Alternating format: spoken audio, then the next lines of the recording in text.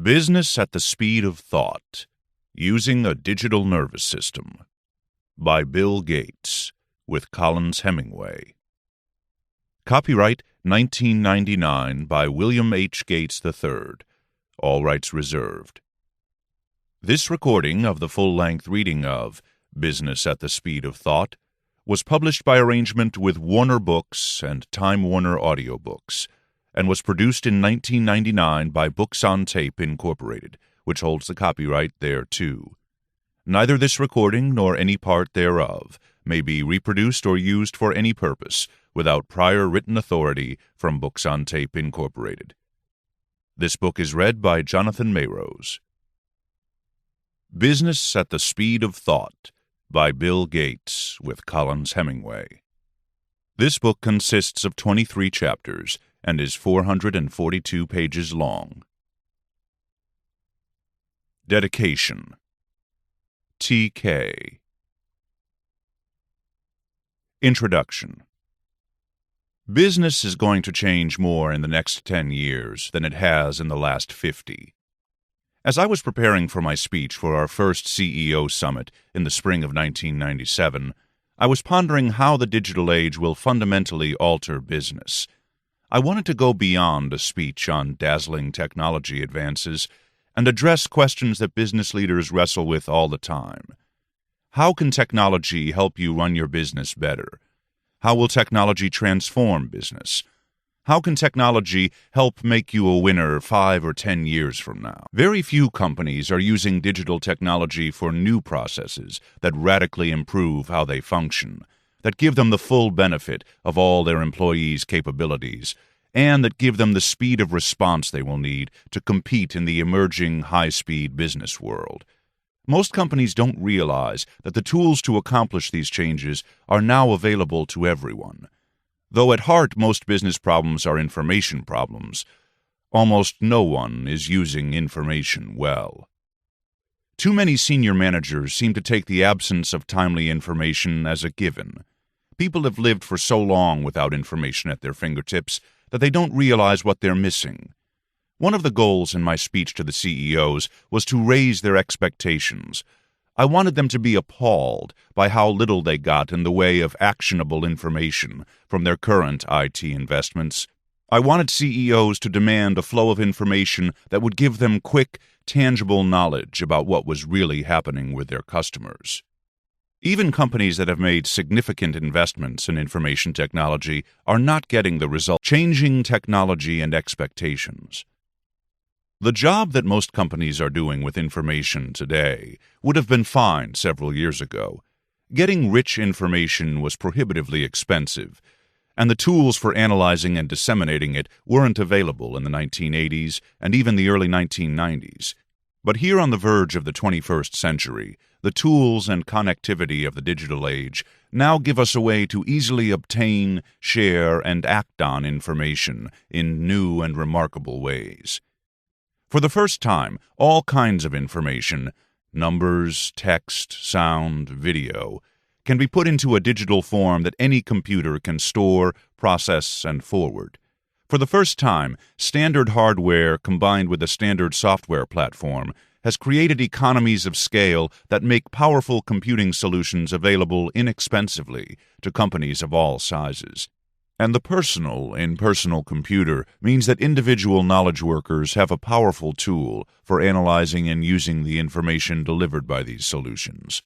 The microprocessor revolution not only is giving PCs an exponential rise in power, but is on the verge of creating a whole new generation of personal digital companions, handhelds, auto PCs, smart cards, and others on the way, that will make the use of digital information pervasive. A key to this pervasiveness is the improvement in Internet technologies that are giving us worldwide connectivity. In the digital age, connectivity takes on a broader meaning than simply putting two or more people in touch. The Internet creates a new universal space for information sharing, collaboration, and commerce. It provides a new medium that takes the immediacy and reporting on their usage and status. Each of these applications of digital information is approaching an inflection point. The the moment at which change in consumer use becomes sudden and massive. Together, they will radically transform our lifestyles and the world of business. Already, the web work style is changing business processes at Microsoft and other companies. Replacing paper processes with collaborative digital processes has cut weeks out of our budgeting and other operational processes. Groups of people are using electronic tools to act together almost as fast as a single person could act, but with the insights of the entire team. Highly motivated teams are getting the benefit of everyone's thinking. With faster access to information about our sales, our partner activities, and, most important, our customers, we are able to react faster to problems and opportunities. Other pioneering companies going digital are achieving similar breakthroughs. We have infused our organization with a new level of electronic-based intelligence. I'm not talking about anything metaphysical or about some weird cyborg episode out of Star Trek, but it is something new and important. To function in the digital age, we have developed a new digital infrastructure. It's like the human nervous system. The biological nervous system triggers your reflexes so that you can react quickly to danger or need. It gives you the information you need as you ponder issues and make choices. You're alert to the most important things, and your nervous system blocks out the information that isn't important to you. I made the digital nervous system the theme of my talk. My goal was to excite the CEOs about the potential of technology to drive the flow of information and help them run their businesses better. To let them see that if they did a good job on information flow, individual business solutions would come more easily. And because a digital nervous system benefits every department and individual in the company, I wanted to make them see that only they, the CEOs, could step up to the change in mindset and culture necessary to reorient a company's behavior around digital information flow and the web work style. Stepping up to such a decision meant that they had to become comfortable enough with digital technology to understand how it could fundamentally change their business processes. Afterward, a lot of the CEOs asked me for more information on the digital nervous system. As I've continued to flesh out my ideas and to speak on the topic, many other CEOs, business managers, and information technology professionals have approached me for details. Thousands of customers come to our campus every year to see our internal business solutions, and they've asked for more information about why and how we've built our digital nervous system and about how they could do the same. This book is my response to those requests. I've written this book for CEOs, other organizational leaders, and managers at all levels. I describe how a digital nervous system can transform businesses and make public entities more responsive by energizing the three major elements of any business: customer-partner relationships, employees, and process. I've organized the book around the three corporate functions that embody these. I hope other business readers discover the same how-to value. For the more technically inclined, a companion website at www.speedofthought.com provides more background information on some of the examples, techniques for evaluating the capabilities of existing information systems, and an architectural approach and development methodologies for building a digital nervous system. The book site also has links to other websites I reference along the way. To make digital information flow an intrinsic part of your company, here are 12 key steps. For knowledge work, 1. Insist that communication flow through the organization over email so that you can act on news with reflex-like speed. 2. Study sales data online to find patterns and share insights easily. Understand overall trends and personalize service for individual customers. 3. Use PCs for business analysis and shift knowledge workers into high-level thinking work about products, services, and profitability. 4.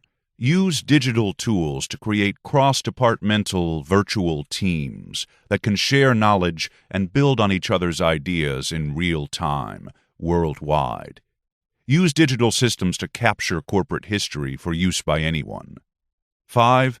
Convert every paper process to a digital process, eliminating administrative bottlenecks and freeing knowledge workers for more important tasks. For business operations, 6. Use digital tools to eliminate single-task jobs, or each chapter will cover one or more points. Good information flow enables you to do several of these things at once. A key element of a digital nervous system, in fact, is linking these different systems, knowledge management, business operations, and commerce, together. Several examples, particularly in the area of business operations, focus on Microsoft. There are 2 reasons. First, customers want to know how Microsoft, a proponent of information technology, is using technology to run our business. Do we practice what we preach? Second, I can talk in depth about the rationale for applying digital systems to operational problems that my company actually faces. At the same time, I've gone to dozens of pioneering companies to find the best practices across all industries. I want to show the broad applicability of a digital nervous system, and in some areas. Part 1. Information flow is your lifeblood. Chapter 1. Manage with the force of facts. The big work behind business judgment is in finding and acknowledging the facts and circumstances concerning technology, the market, and the like, in their continuously changing forms. The rapidity of modern technological change makes the search for facts a permanently necessary feature. Alfred P. Sloan, Jr., My Years with General Motors. I have a simple but strong belief.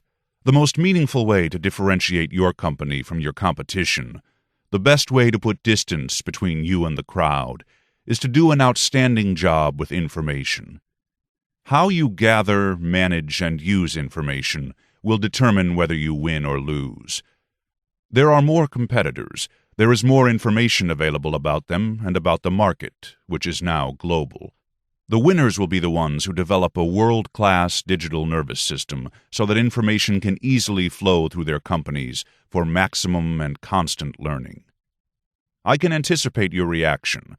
No, it's efficient processes, it's quality, it's creating brand recognition and going after market share, it's getting close to customers.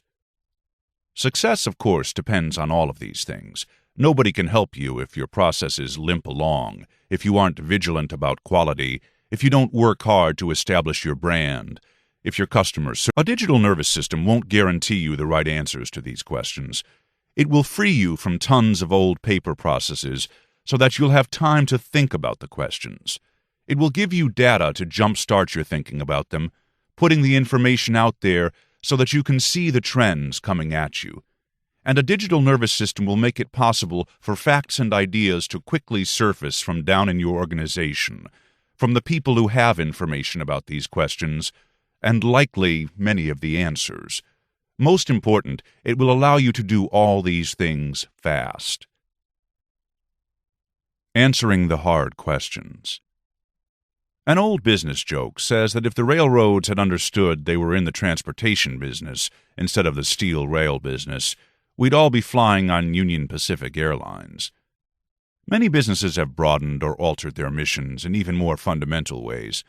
An unsuccessful maker of Japan's first electric rice cooker became Sony Corporation, a world leader in consumer and business electronics and in the music and movie industries.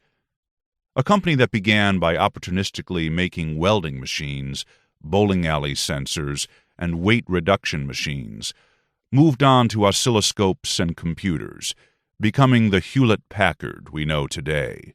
These companies followed the market to phenomenal success, but most companies are not able to do this. Even when you look at your existing business, it's not always clear where the next growth opportunity is. In the frenetic world of fast foods, McDonald's has the strongest brand name and market share and a good reputation for quality. But a market analyst recently suggested taking an objective, fact-based approach. The first step in answering any hard business question is to take an objective, facts-based approach. This principle, easier said than acted on, is illustrated in my favorite business book, My Years with General Motors by Alfred P. Sloan, Jr. If you read only one book on business, read Sloan's, but don't put this one down to do it. It's inspiring to see, in Sloan's account of his career, how positive, rational, information-focused leadership can lead to extraordinary success. During Sloan's tenure from 1923 to 1956, General Motors became one of the first really complex business organizations in the United States. Sloan understood that a company could not develop a sweeping strategy or undertake the right ventures without building on facts and insights from the people in the organization. He developed his own understanding of the business from close personal collaboration with his technical and business staffs, and by regular personal visits to the company's technical facilities. His greatest impact as a manager, however, came from the way he created working relationships with GM dealers across the country. He constantly gathered information from GM's dealers, and he cultivated close, productive relationships with them. Sloan made a big deal out of fact-finding trips. He outfitted a private railroad car as an office and traveled all over the country, visiting dealers. He often saw between 5 and 10 dealers a day. He wanted to know not just what GM was selling to dealers, but what was selling off the dealers' lot. He said he would be willing to pay an enormous sum and feel fully justified in doing so if every dealer could know the facts about his business and could intelligently deal with the many details in an intelligent manner. Sloan thought that helping dealers with these information issues would be the best investment General Motors ever made. To address these needs, Sloan set up a standardized accounting system across the GM organization and all dealerships. The important word is standardized. Every dealer and every employee at every level in the company categorized numbers in precisely the same way. By the mid-1930s, GM dealers, the auto divisions, and corporate headquarters could all do detailed financial analysis using the same numbers. A dealership, for instance, could gauge not only its own performance, but also its performance against group averages. An infrastructure that provided accurate information led to a responsive organization that other car makers didn't come close to matching for decades. This infrastructure, what I call a company's nervous system, helped GM dominate automaking throughout Sloan's career. It wasn't yet digital, but it was extremely valuable. Knowing dealer inventory was something GM did better than anyone else, and GM got a huge competitive advantage from capitalizing on this information. And this use of information extended beyond GM's corporate walls.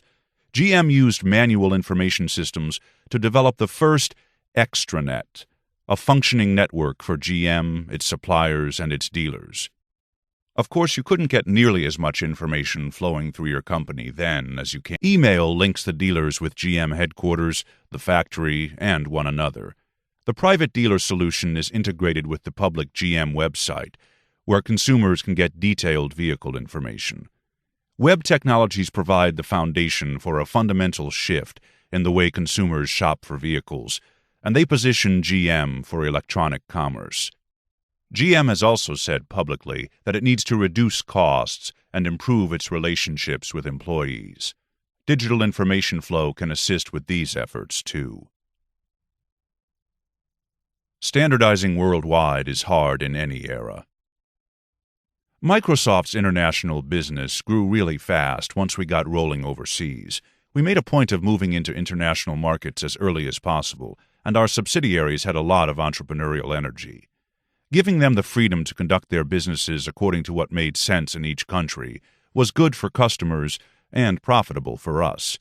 Our international business shot up from 41% of revenues in 1986 to 55% in 1989.